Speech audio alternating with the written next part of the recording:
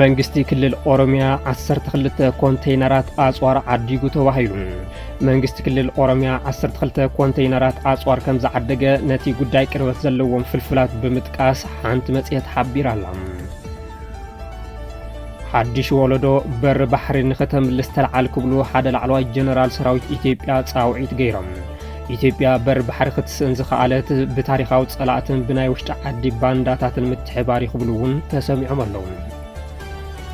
ቀዳማይ ሚኒስትር አብይ አሕመድ ንጌታቸው ብውልቂ ረኺቦም ከም ዘይፈልጡ ተሓቢሩ ኣይተ ጌታቸው ኣብዚ ሰሙን ንኹሎም ብሔራዊ ክብርታት ትግራይ ብዘራኽስ መልክዑ ዘሕለፍዎ መልእኽቲ ነቲ ዝተፈጥረ ሓጓፍ ንምጽጋን ብምሕሳብ ከም ዝኾነ ናይ ቀረባ ኣዕርኽቶም ይገልጹ ነጻነት ኤርትራ ናብ ዋጋ ዕዳጋ ከም ዘይኣቱን ብሕጊ ዝተፈለጠን ብምዃኑ ብፖለቲካዊ ብስጭት ወይ ታሪኻዊ ምዝባዕ ዝቕየር ሓቂ የለን ክብል ሻዕብያ ገሊጹ ሻዕብያ ብብልጽግና ብዛዕባ በር ባሕርን ዝወሃቦ ዘሎ ተደጋጋሚ መደረታት መልሲ ሂቡሉ ኣሎ ጥዕና ሃበልና ክቡራት ተኸታተልትና ነዚ ዕለት ዝበልናዮም ሓበሬታታት ዓበይቲ ነጥብታት ብምቕዳም ከም ዝስዕብ ተዋዲዶም ኣሎም ዝርዝር ሓበሬታ ንምክትታል ንቻናልና ላይክ ሼርን ሳብስክራይብን ንኽትገብሩ ብምዝኽኻር ሕዚ ናብ ዝርዝሮም ክንሓልፍ መንግስቲ ክልል ኦሮሚያ 12 ኮንቴይነራት አጽዋር አዲጉ ተባሂሉ መንግስቲ ክልል ኦሮሚያ 12 ኮንቴይነራት አጽዋር ከም ዝዓደገ ነቲ ጉዳይ ቅርበት ዘለዎም ፍልፍላት ብምጥቃስ ሓንቲ መጽሔት ጸብጺባላ መንግስቲ ክልል ኦሮሚያ ነቲ አጽዋር ካብ ወደብ ጅቡቲ ዓዲጉ ኣብ መፋርቕ ወርሒ ታሕሳስ ናብቲ ክልል ከም ዘጓዓዞም ነቲ ሓበሬታ ዝሃቡ ፍልፍላት ገሊጾም ኣለዉ እቲ አጽዋር ምስ ተዓደገ ኣብ 12 ኮንቴይነራት ተጻዒኑ ብኣባላት ፍሉይ ሓይሊ ኦሮሚያን ሰራዊት ምክልኻልን ተዓጂቡ ናብ ኢትዮጵያ ኣትዩ ናብ መንግስቲ ክልል ኦሮሚያ ክውሃብ ከም ዝተገበረ መጽሔት ዘቡል ፖስት ጸብጺባላ መንግስቲ ኦሮሚያ ቅድሚ ሕዚ እውን ተመሳሳሊ ዕድጊታት ከም ዝገበረ ዘዘኻኸሩ እቶም ነቲ ሓበሬታ ዝተወከሱ ኣካላት እቲ ቅድሚ ሕዚ ዝተዓደገ ጽዋር ኣብ መንጎ ኢትዮጵያን ጅቡትን ብዝተጣየሸ መስመር ባቡር ኣቢሉ ናብ ክልል ኦሮሚያ ከም ዝተጓዓዘ ኣዘኻኺሮም ዕላማ ናይቲ ዕድጊት ጽዋር ምስቲ ኣብቲ ክልል እናወሰኸ ዝኸይድ ዘሎ ቁጽሪ ወተሃደራዊ ሓይሊ ዝመጣጠን ቀረባ ጽዋር ክህሉ ንምግባር ምዃኑ እውን ተፈሊጦሎም እቲ ጽዋር ካበየነይቲ ሃገር ከም ዝተዓደገ ዝተሓተቱ ፍልፍላት ብዘይካ ክልል ኦሮሚያ ኣብ ዝተፈላለዩ እዋናት ኣጽዋር ምዕዳጉም ካበየናይ ሃገር ከም ዝተዓደገ ዝፈልጥዎ ሓበሬታ ከም ዘየለ ገሊጾም ብኣይተ ሽመልስ ኣብዲሳ ዝምራሕ መንግስቲ ክልል ኦሮሚያ ንማሕወር ጸጥታ እቲ ክልል ብመካናይዝድ ኣጽዋርን ዕጥቃዊ መኻይንን ንምጥንኻር ሓድሽ ዕድጊት ኣጽዋር ይገብር ከም ዘሎ እዩ እናተገለጸ ዝርከብ ይኹን እምበር መንግስቲ ፌደራል ካብ ሓይልታት ምክልኻል ኢትዮጵያ ወጻኢ ካሊእ ክልላዊ ማሕወር ጸጥታ መካናይዝድ ኣጽዋርን ወተሃደራዊ መኻይንን ክዕጠቕ ወይ ክጥቀም ከም ዘይኽእል ደጋጊሙን ትገልጽ ይስማዕ ከም ዘይከኣል ካብ ምግላጹ ንላዕሊ ተዓጢቐን ዝበለን ክልላት ሰራዊት ኣዋፍሪ ኩናት እንትኸፍተለን ተረኣዩ እንተኾነ ግና ክልል ኦሮሚያ ብበዝሒ ሰራዊት እናሰልጠነን ኣጽዋር እናዓደገን ከም ዝርከብ በብእዋኑ ዝወፁ ሓበሬታታት የመልክቱ ምስ ፖለቲካውን ወተሃደራውን ጉዳያት እቲ ክልል ዝተኣሳሰሩ ዝተፈላለዩ ፍልፍላት ከም ዘመልክትዎም መንግስቲ ክልል ኦሮሚያ ኣብዚ ቀረባ እዋን ብበዝሒ ኣባላት ብምምልማልን ቀጻሊ ወተሃደራዊ ስልጠና ኣመሃብን ተጸሚዱ ይርከብ ቀዳማይ ሚኒስትር አብይ አሕመድ ንሓደ ወርሒ ዝኣክል ንጌታቸው ብውልቂ ረኺቦም ከም ዘይፈልጡ ተሓቢሩ ኣይተ ጌታቸው ኣብዚ ሰሙን ንኹሎም ብሔራዊ ክብርታት ትግራይ ብዘራኽስ መልክዑ ዘሕለፍዎ መልእኽቲ ነቲ ዝተፈጥረ ሓጓፍ ንምጽጋን ብምሕሳብ ከም ዝኾነ እውን ናይ ቀረባ ኣዕርኽቶም ይገልጹ ኣማኻሪ ቀዳማይ ሚኒስትር ኣይተ ጌታቸው ረዳ ቅድሚ ሓደ ወርሒ ምስ አልጀዚራ ኣብ ዝገበርዎ ቃለ ምሕተት ዋላ እውን ሽም አብይ አሕመድ ንምጽዋዕ እንተሰግኡ ነቲ ኣብ ትግራይ ዝተፈጸመ ገበን ጆኖሳይድ አብይ አሕመድ ከም ዝመርሖን ብቕዓት መሪሕነት አብይ አሕመድ ድሕሪ 7 ዓመታት እውን እንተኾነ ገና ከም ዘይተረጋገጸን ምግላጾም ዝዝከር እዩ ነቲ ኣብ አልጀዚራ ዝነበሮም ቃለ ምሕተት ሲዒቡ ብፍላይ ብደገፍቲ ስርዓት ብልጽግና ጌታቸው ኣማኻሪ ቀዳማይ ሚኒስትር ኮይኑ ብዝግባእ ኣይተኸላኸለን ጥራሕ እንተይኮነስ ነቲ ስርዓት ኣቃሊዑ እዩ ተመሊሱ ብዝብል ከናሽዎምን ክሳብ ካብ ሓላፍነቶም ክላዕሉ ከም ዝግባእ ክጽሕፉን ክዛረቡን ጸኒሖም እዮም ኣብቲ እዋን ጋዜጠኛ መሃዲ ሓሰን ሓለቓኻ ኣብይ ነዚ ቃለ ምሕተት ምስ ረኣየን ምስ ጀኖሳይድ ኣተሓይስካ ሽሙ ብምልዓልካን ካብ ሓላፍነት ከኸልዕለካ ዶ ይኸውን ብምባል ንዝሓተቶም ሕቶም ጌታቸው ንዝኣምነሉ ብምዝራበይ ንዝመጽእ ዝኾነ ነገር ኣይጭነቕን መዋሎም ይዝከር ቀዳማይ ሚኒስትር አብይ ነቲ ጆኖሳይድ ባዕሉ መሪሕዎ ንዝበልዎም ኣይተ ጌታቸው ረዳ ዓይንኻ ክሪኦ ኣይደልን ከም ዝበልዎም ፍልፍላት ጠቒሱ ብጸብጸበ ኢትዮ ፎረም ኣይተ ጌታቸው ንቀዳማይ ሚኒስትር አብይ ንምርካብ ሸምገልቲ ከም ዝለኣኹ ተሓቢሮሎም ይኹን እምበር ብልመና ዘይተሰኻዕሎም ኣይተ ጌታቸው ቀዳማይ ሚኒስትር ኣብ ዝተረኸብሉ ዲጂታል ኢትዮጵያ 2030 ኣብ ዝብል መድረኽ ብምርካብ ከምኡውን ኣብ ገጽ ፌስቡክን ኣፍሪካ ሪፖርትን ነቲ ስርዓት ዘወድስ ጽሑፍ ብምጽሓፍ ዝጓሃየ ልቢ ኣብይን ምትርካስ ጻዕር ኣርክብሉ ተራእዮም እዮም ኣብዚ ሰሙን ምስቲ ብስርዓት ብልጽግና ዝምወል ሚድያ ዘካየደው ቃለ መሕትት ኣብ አልጀዚራ ዝደርበይዎ ነጥቢ ንምክሓስ ብዝመስል መልክዑ ዘቕረብዎም ሓሳባት ካብዚ ዝብገስ ከም ዝኾነ ድማ ይግለጽ ኣብቲ ቃለ መሕትት ነቲ ዓለም ዝመስከረሉ ቅያ ቃልሲ ህዝቢ ትግራይ ንምርኻስ ካብ ምፍታኖም ንላዕሊ ካብ ድሕሪ ሕዚ ምስ መንግስቲ ፌደራል እናሰራሕኹ ጀኖሳይድ ዝብል ቃል ኣይጥቀምን ምባሎም በቲ ስርዓት ክንደየናይ ጽዑንቶ ከም ዝወጽሖም መርኣይ እዩ ዝብሉ እውን ኣይተሰኣሉን ኣይተጌታቸው ምስ አልጀዚራ ኣብ ዘካየድዎ ቃለ መሕትት ብዛዕባ መጽሓፍ ምድማርን ረብሑን ዝተዛረብክዎ ተቆሪጹ ክወጽእ ተገይሩ ብምባል ንኣብይ ኣሕመድ ዝጠቅምኮ ተዛሪበ ነይርኤ ዝዓይነቱ መልእኽቲ ምሕላፎም ዝዝከር እዩ ምስ መራሕቲ ህወሓት ብዝኣተዎ ህልኽ ብዝነበሮም ስልጣን ምኽንያት ዝረኸብዎ ዝነበሩ ምስጢራዊ ከይተረፈ ብምዝርጋፍ ብሄራዊ ረብሓታት ትግራይ ኣሊፎም ይህወለው ብምባል ብመብዛሕትኡ ትግራዋይ ዝውቀሱ ዘለዉ ኣይተጌታቸው ዝቆሰለ ልቢ ስርዓት ብልጽግና ግና በዚ ሕዚ ዝዛረብዎ ዘሎ ኣብ ባይታ ዘየላ ሓበሬታ ዝፍወስ ኣይመስልን በዚ ድማ ኣይካብ ትግራይ ኣይካብ ብልጽግና ካብ ክልቲኡ ከይኮኑ ዝተረፉ ብምባል ብዙሓት ይወቕስዎም ኣለዎም ሓድሽ ወለዶ በር ባሕሪ ንኽተምልስ ተለዓል ክብሉ ሓደ ላዕለዋይ ጀነራል ሰራዊት ኢትዮጵያ ጻውዒት ገይሮም ኢትዮጵያ በር ባሕሪ ክትስእን ዝኸኣለት ብታሪኻዊ ጸላእትን ብናይ ውሽጢ ዓዲ ባንዳታትን ምትሕባር ክብሉ እውን ተሰሚዖም ኣለዎም ስርዓት ብልጽግና ብዛዕባ በር ባሕሪ ዝጀመሮ ፕሮፓጋንዳ ኣብ ዝቐጸለሉ እዋን ሕዚ ድማ ሓድሽ ወለዶ በር ባሕሪ ንምምላስ ንኽለዓል ጻውዒት ምግባር ጀሚሮም ኣለዉ ብዛዕባ በር ባሕሪ እንትለዓል ብዙሕ መጽናዕቲ ዘየድልዮን ፀሓይ ዝወቕዖ ሓቅን ከም ዝኾነ ምርዳእ የድሊ ዝበሉ ሓላፊ ጉዳያት ርክብ ወፃኢ ሰራዊት ምክልኻል ኢትዮጵያ ሜጀር ጀነራል ተሸመ ጎመቹ ኢትዮጵያ ከም ሃገር እንትፍጠር ምስ ዚማይ ከም ዝነበረት ይገልጹ ምስ ማይ ኢና ነርና ምስ በር ባሕሪ ኢና ነርና ዝብል ጉዳይ ኣብ መድረኽ ዓለም ከም መርትዖ ኣቕሪብና እንስዕረሉ ቁልፍ ጉዳይ እዩ በዚ ድማ ኩሉ ኢትዮጵያዊ ነዚ ሓቂ ክርድኦን ክወስደን ይግባእ ይብሉ ምስ ባሕሪ ሓቢርና እንተ ነርና ከመይ ተነጺልና ዳ ዝብል ሕቶ ዘልዕሉ እቶም ጀነራል ዝተነጸልና ብጸላእትና ውይድትን ሽርሕን ምዃኑ ብዝግባእ ምርዳእ የድሊ ብምባል ገሊጾም ታሪኻዊ ጸላእቲ ኢትዮጵያ በር ባሕሪ ንኽትስእን ዝተፈላለዩ ሜላታት ተጠቒሞም እዮም ብምባል ካብኦም ሓደ ጸገመ ተሓሳስባ ዘለዎም ንዘመናት ዝተሻገሩ ሕዚ እውን ዘለዎ ኮይኑ ግና እዚ ብሄራውን ናይ ህልውናን ኣጀንዳና እዚ ናይ እስትንፋስና ጉዳይ ንመጻኢት ኢትዮጵያ ዝውስን ዓብዪ ጉዳይ ኣሕሊፎም እንትው ብኸውዶም ዝሓደሩ ምዃኖም ከም ዘለዎ ኮይኑ ፈረስ ታሪኻዊ ጸላእትና ኮይኖም እዮም በር ባሕሪ ክንስእን ገይሮምና ይብሉ ብድሕሪ እዚ ዘሎ ዓብዪ ጎቦ ግና ታሪኻዊ ጸላኢ ኢትዮጵያ እዩ ዘሎ ተባሂሉ ክትሓዝ ዘለዎ ዝበሉ ጀነራል ተሾመ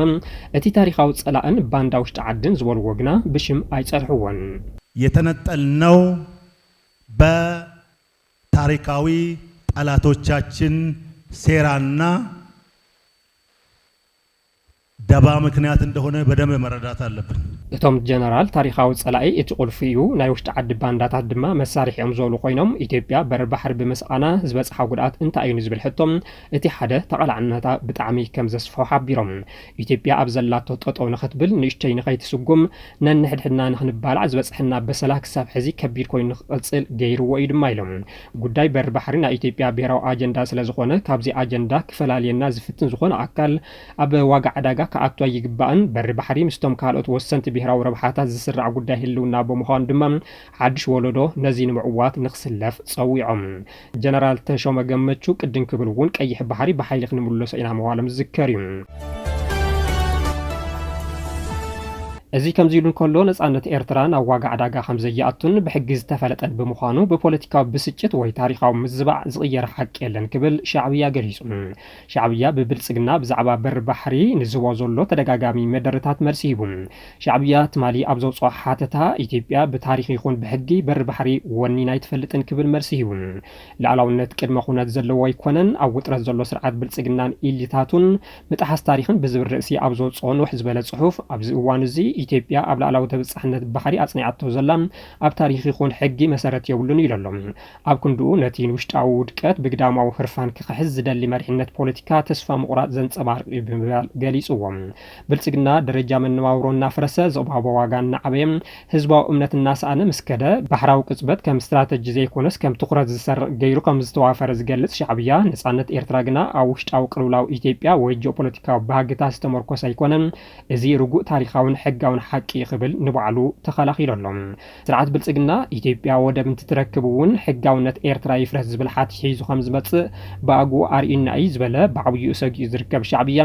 እዚ ግና ኣብ ኣህጉራዊ ሕጊ ቻርተር ሕቡራት ሃገራት ወይ ኣብ መስራቲ መትከል ሕብረት ኣፍሪካ ዝኾነ ደገፍ ዘይረክብ ዶክትሪን ኢልዎም ታሪክ ነዚ ስነ ሞጎት እዚ ዝገልጽ መርትዖ ኣይህብን እዩ ሕጋዊ ከለላ እውን የብሉን እዩ ኣብ ከምዚ ዝኣምሰለ ትረኻታት ምጽናሕ ነቲ ኣረጊት በደላት ዳግማይ ንምትንሳእ ነቲ ብጻዕሪ ዝተረኸበ ሕጋዊ ስርዓት ንምሽርሻርን ቀርኒ ኣፍሪካ ክትስከሞ ዘይትኽእል ግርጭታት ዳግም ንምኽፋትን ሓደጋ ኣለዎ ክብል እውን ኣጠንቂቑ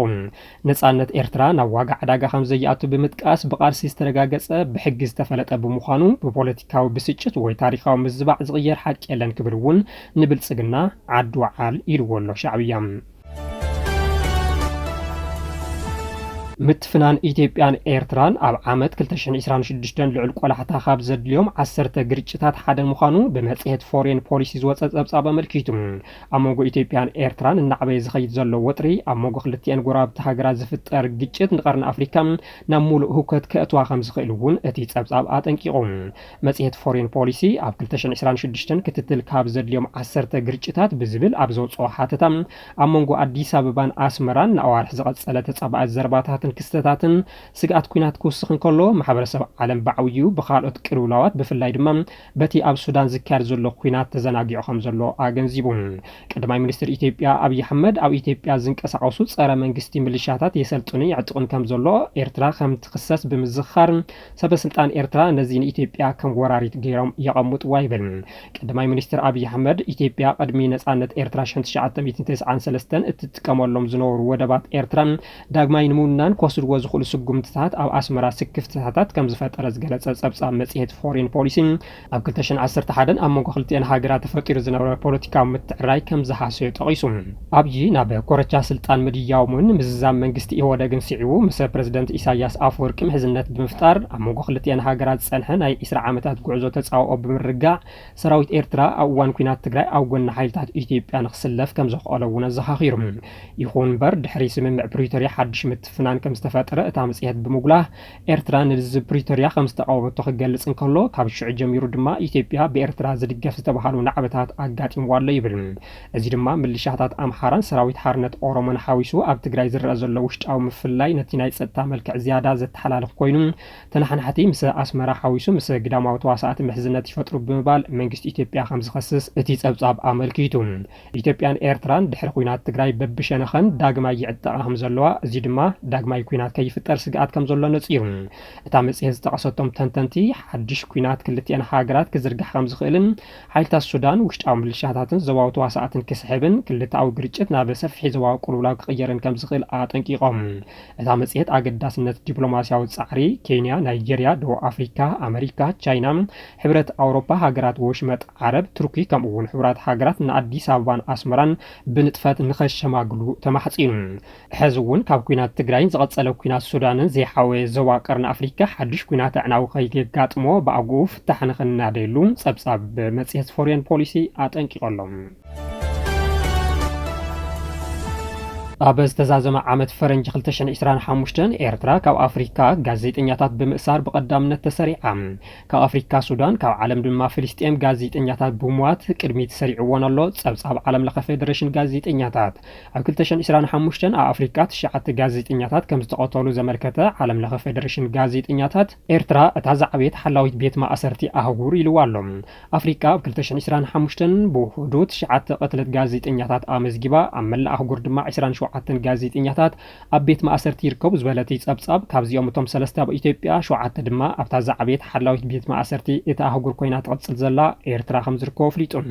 ብመሰረት እቲ ኣብ መወዳእታ ዓመት 2025 ወርሒ ታሕሳስ ዝወፀ ጸብጻብ ዓለም ለኸ ፌደሬሽን ጋዜጠኛታት ንኣፍሪካ ኣብ መንጎተን ጋዜጠኛታት ቀታሊ ሓደጋታትን ስርዓታዊ ዓፈናን ዘጋጥሙ ኣህጉራት ዘቐመጣ ኮይኑ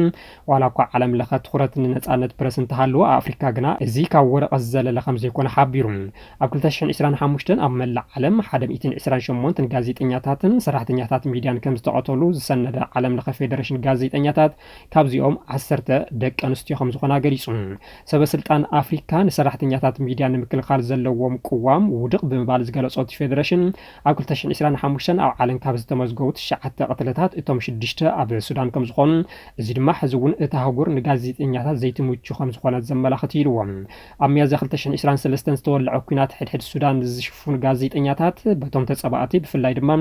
ብህጹጽ ወሃቢ ደገፍ ኢላማ ከም ዝግበሩ እቲ ፌደሬሽን ገሊጹ ኣብ ሞዛምቢክ ሶማልያ ታንዛንያን ዚምባብዌን ተወሳኺ ቅትለት ከም ዝተፈጸመ ሕድሕደን ሓደ ሞት ከም ዘመዝገባ እውን ሓቢሩ እቲ ፌደሬሽን ብተወሳኺ ኣብ ናይጀርያ 29 ታሕሳስ ብዘጋጥመ ሓደጋ መኪና 7 ሰብ ሞያ ሚድያ ከም ዝሞቱ እዚ ግና ምስ ስራሕ ዘይተኣሳሰር ኢሉ ከም ዝመደቦን ከምኡ እውን ኣብ ቡሩንዲ ሓደ ብኣጋጣሚ ከም ዝሞተን ኣመልኪቱ ብመሰረት እቲ ፌደሬሽን ኣብ ታህጉር 27 ጋዜጠኛታት ኣብ ድሕሪ መቑሕ ከም ዝርከቡ ብምጥቃስ ካብዚኦም 7 ዝተኣሰሩ ጋዜጠኛታት ዘለዋ ኤርትራ ኣፍሪካ ዝዓበየት ቀያዲት ሰሙያ ሚድያ ኮይና ትቕጽለላ ኢልዋ ገሊኦም ንልዕሊ 10 ዓመት ዝተኣሰሩ ከም ዝኾኑ ብምጥቃስ ኢትዮጵያ እውን 3 ጋዜጠኛታት ኣብ ቤት ማእሰርቲ ከም ዝርከብዋ ንሳቶም ድማ ጋዜጠኛታት ዳዊት በጋሻው ገነት ኣስማማው ጎበዜ ሲሳይ ከም ዝኾኑ ሓቢሩ ብዙሓት ሃገራት ኣፍሪካ ንጋዜጠኛታት ስቕ ንምባል ሃገራዊ ሕግታት ኣብ ምውፃእ ተጸሚደን ከም ዝርከባን ከምዚ ዓይነት ተግባራት መሰል ሓበሬታ ህዝቢ ዘዳኽም ምዃኑን ኣጠንቂቑ بدرجة عالم ማእኸላይ ምብራቕን ዓረብን ሳልሳይ ተኸታታሊ ዓመት ንጋዜጠኛታት ዝያዳ ሓደገኛ ዞባ ኮይኑ ከም ዝተሰርዐን ኣብ 2025 ካብ ዝተመዝገቡ 128 ሞት እቶም 74 ኣብዚ ዞባ ከም ዝኾነ ኣነፂሩ ካብዚኦም እቶም 56 ጋዜጠኛታት ኣብ ፍልስጤም ዝተቐተሉ ከም ዝኾኑ እውን ገሊጹ እቲ ፌደሬሽን ኣብ 1990 ዓመታዊ ዝርዝር ቅትለታት ክምዝግብ ካብ ዝጅምር ነዘም ኣብ መላእ ዓለም 3173 ሞት ጋዜጠኛታት ከም ዝሰነደ ኣፍሊጡ ن25 تحساس 2018 عام تمرز زحزنا مزيناتات نزيوم يمثل نيرم سلازتخاتات لكم ناب بمسجان عاوزيكن في الليكم لوام معلتين